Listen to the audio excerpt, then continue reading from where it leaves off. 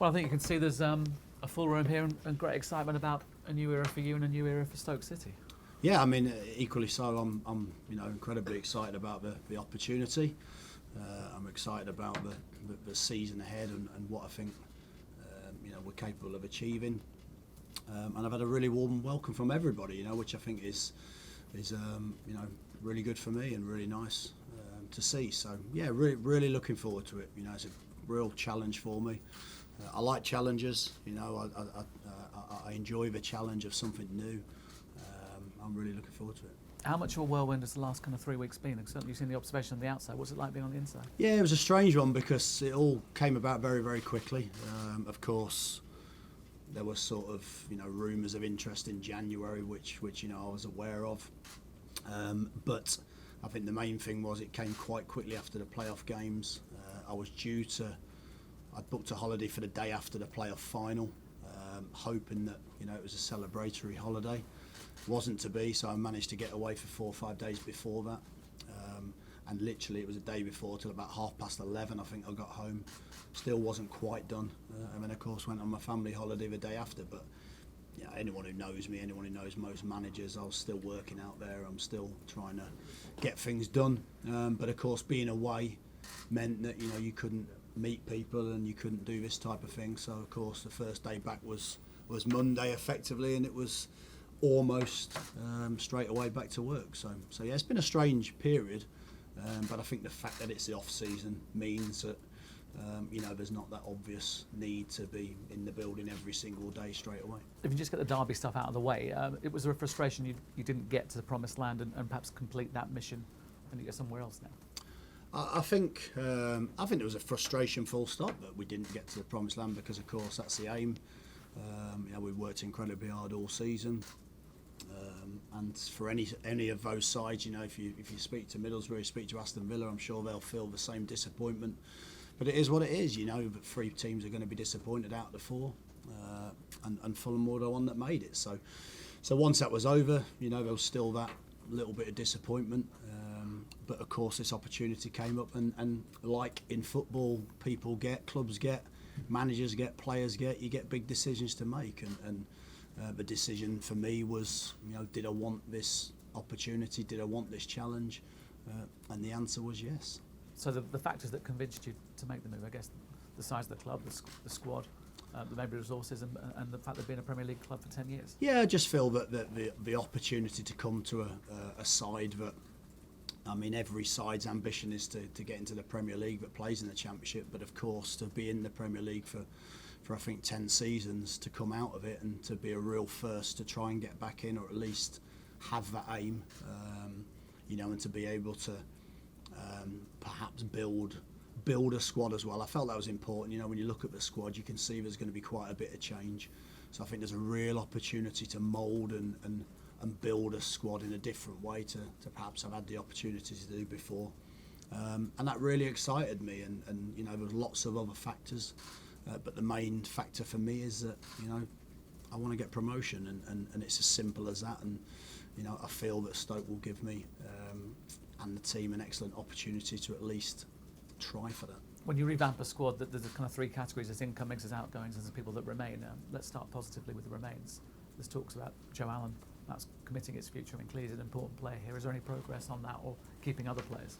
Yeah, I think what you do as a club and what you do as a new manager is you look at those players and you highlight them to the club and say, look, for me, I believe these players we should be trying to keep, and I think that the likes of Ryan Shawcross and Joe Allen come into that category. They're Premier League quality players, and I think they'll also have a mentality that we'll be looking for next season. So and what's very nice is I think a lot of players have spoke publicly about their desire to actually atone for last season, which I think not many players will say that. Not many players nowadays will feel that way, but I certainly think that there's been an air of that around the club, that some players want to get the feel responsibility to get the club back up. So yeah, the club will probably be able to update you better on those scenarios, but certainly my wishes are that I'd like those type of players to remain and to build build some factors of the team around those types. But it's inevitable some will leave. Can you tell us any names or anything that might be happening? No, I think most of them have probably done interviews saying it. So I think it's very, very simple for me. I think first and foremost, no player will leave the club that's contractually with the club unless the club feel it's a good deal and the right deal for them. So I think that's the first thing and the most important thing. But on the flip side to that, I want if players say they want to leave, then ultimately for me, I want to work with players that want to be at the club, and I want to put players on the pitch next season that want to be in a different league, that understand the challenges of that league in terms of the games and the frequency of the games and the type of games that there are. And I think that is the most important bit. I want players that are committed to Stoke City, and if players want to leave, I'll always say the same. I'll try to find the best solution to make that happen if that's the case. And in terms of incomings, if you want to make your mark, so what sort of leeway have you got? Because I think Benicophobe's been mentioned, and yet he's just clearly made a transfer. Is there anything in that at all?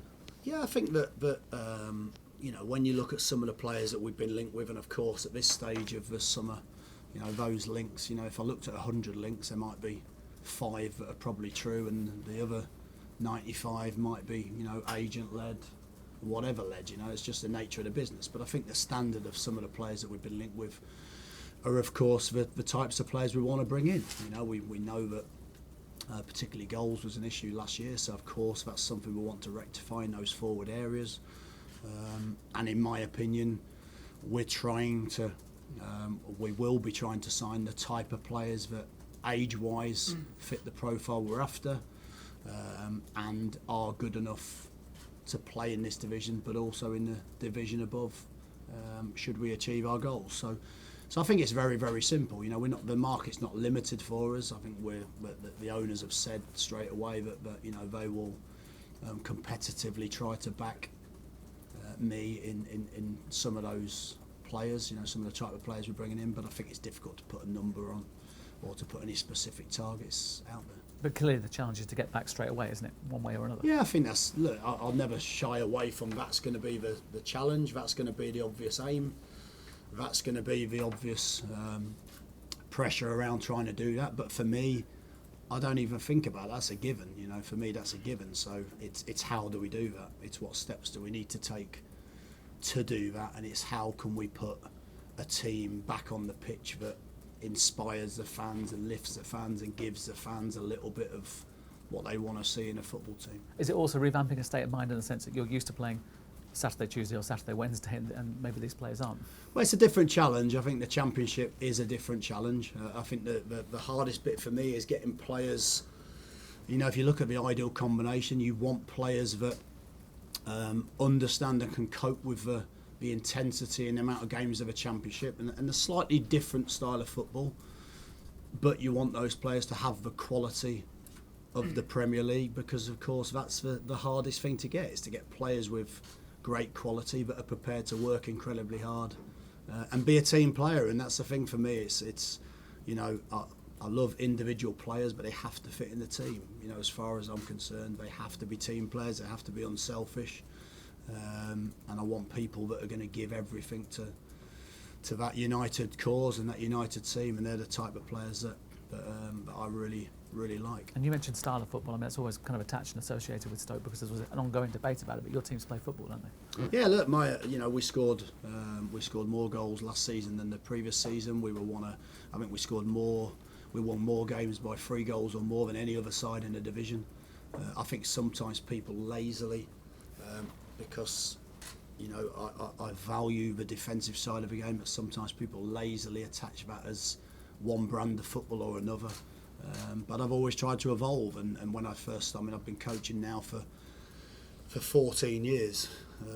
It sounds ridiculous for me to say that. I didn't realise it was much myself, but I've been coaching now for about 14 years, and I've always felt as though, at Burton we needed to play a certain type of football to try and get out of that division. And I always knew every time you move to a different type of team, you have to be evolved, you have to be flexible, you want to be better as a manager, and you want to play a more complete way and a more balanced way every time you get there. Like I said, last year I think we we conceded. We had the 5th best defensive record in the division and the joint third attacking record. So the challenge will be to keep a similar balance, but of course improve that to be the best in both of those. It's as simple as that. And I mean, I imagine pleased with the infrastructure. I mean, the stadium clearly speaks for itself, but the training ground as well. Yeah, fantastic. I mean, I've been really impressed with the stadium. Been really impressed with the training ground. I think is always the case that most training grounds now are very, very well prepared in terms of what you can offer the players. And for me, it's always the same. It's and I've said this at every club. You can have all the facilities in the world that you want, but what you want is players to go in there and make the most of those facilities by having a hunger and desire to work and be the best they can be. So, but yeah, I've been really, really impressed so far with what the club's got. And your pre-season's already looking busy as well. Yeah, it is. Yeah, I mean, we as a new manager, of course, sometimes you want to come in and have a completely blank canvas to do what you want to do. Of course, plans are already in place, so we've tried to move some of those plans and change some of the parameters of it and make it how we want to prepare, because we have a certain way of doing things that's worked quite well, I think, so far. So it'll be a little bit of a blend, I think, this pre-season, but certainly the games, we've got to add a few to that, but certainly the quality of some of those games are very high, and it's important that you come back and prepare really well, because sometimes a pre-season can define how you start the league campaign. And final point from me, first time purple as a manager? Yeah, I mean, I've not adorned purple before. I don't know whether purple's the actual technical term for it. I'd have to ask the guys in commercial department, but I like to think it doesn't look too bad on me, I wouldn't have thought. Is that what you're trying to say? No, it's my favourite car, so I'm happy. Right, it's cool. then. It looks all right. Yeah. Thank you. Gary, obviously you have plenty of experience in the Championship now, but do you think it is getting tougher with every season, more competitive now? I think it's the way that any business has evolved. The more money that comes into a business, then the quality just gets pushed down. And I think you look at the Premier League. That when I first started playing in the Premier League, that we'd have 1 or 2 marquee signings that you'd think, wow, that player's come in, or now every team has 10, 15 of them. So of course, it pushes down quality into the Championship. You saw that last season, and you saw a different type of quality last season as well. When you looked at the likes of Wolves, to get that quality with some young players. So there's all different ways to go about it. But what I would say is every single season, everyone says the same. The Championship's going to be harder next season. It's hard every season. It's a difficult division. Any team can beat any team. I know that's so cliche, but the reality is it's probably the one division where that is actually true. And there's certain elements you have to have for this division. You can't get away from it. But it is a good division. It's a really good division. It's a great division to be involved in. I obviously wish I wasn't involved in it for the last 3 or 4 years, and it was a division above. But it's a fine division, and it's it's a real challenge. We've seen this week with Aston Villa the financial pressures on getting back up and the costs if you don't make it in the first 2 years.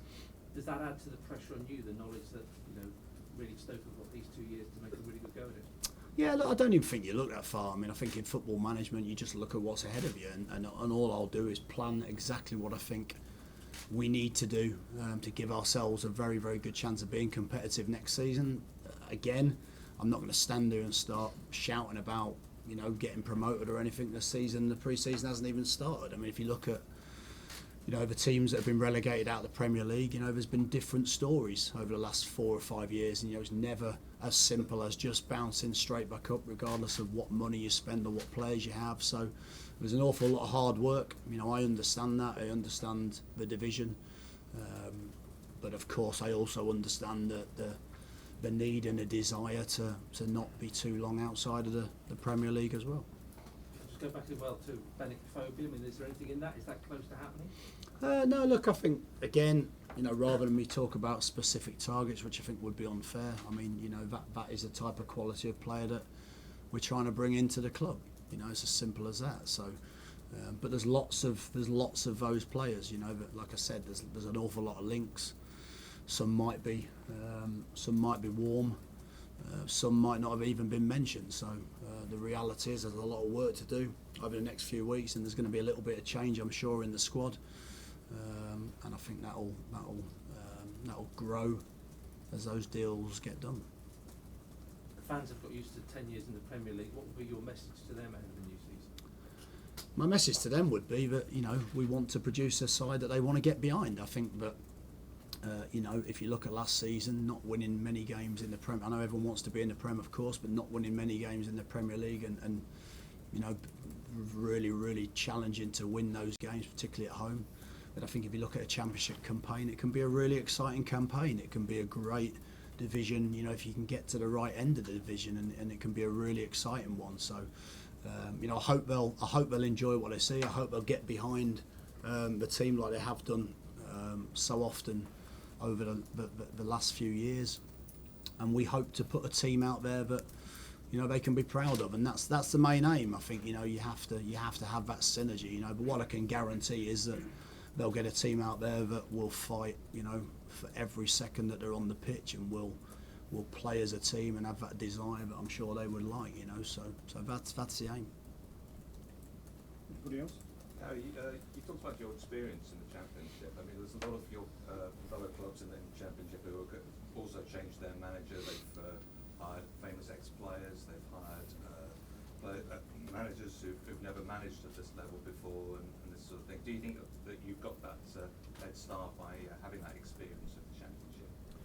Well, I think you've always got a head start with experience, but you know, if you look at last season in the playoffs, you know, we had Tony Pulis and Steve Bruce that have got far more experience than me. So, you know, it's nice to have the experience. It's nice to have been in the role before and understand it. It's nice to have that coaching background, but at the same time, there's no prerequisites. I know we're talking about a completely different level, but you know, there's examples out there of the likes of Zidane, who first 3 years in management have won trophies all over the shop. So I'm not exactly comparing myself to that, of course, but you know, what I would say is that, you know, there's no right or wrong way to do things, and all I can do is the way that I've tried to use. And you know, I'm the sort of person, I'm a learner. You know, that's how I started my coaching career. I'm a learner. I want to get better. I'll never have a specific team and way of doing things. I'll always look at the environment. I'll always assess the players. I'll always assess what I think is right for that group, and we'll make decisions for that. But and I think that's important. So, you know, I'm trying, as much as I want the team to grow, you know, as a manager, I'm always trying to grow and learn, and very open-minded. So I don't think there's any right or wrong way to do it, you know, and it's only at the end of a season that, you know, you look at the right way is the 3 teams that get promoted. Matt? Gary, just on your backroom stuff, any news on that yet? Yeah, that's something we're you know, we're going to make. I'm going to go down for different reasons. I'm going to go down a slightly different route, but some of those guys will hopefully come with me, and some new guys will hopefully come with me as well. So again, it's something that, you know, because of the nature of the off season, it's just trying to finalise some of those things. But certainly, I know there's been a little bit of interest in that, but certainly that's something we're trying to finalise as we go, and I'm sure over the next week or so, you know, we'll have that complete and in place. Okay. There's been some reports of local interested in Shaqiri. Have you spoken to him? Have you got any thoughts on? No, not spoken to him. Seen the reports again. I think, you know, when the club come to me and say that such and such agreed a deal, and that's when I'll know, you know, because I think the beauty of Stoke as a football club, you know, there's great experience behind the scenes. There's people there to do those type of jobs, and as a manager, you know, I can focus on, you know, who I want to stay and who I might not be so worried if they leave, and what type of players we want to bring in. So again, I've read the reports like everyone else, and you know, we'll see what happens with those scenarios.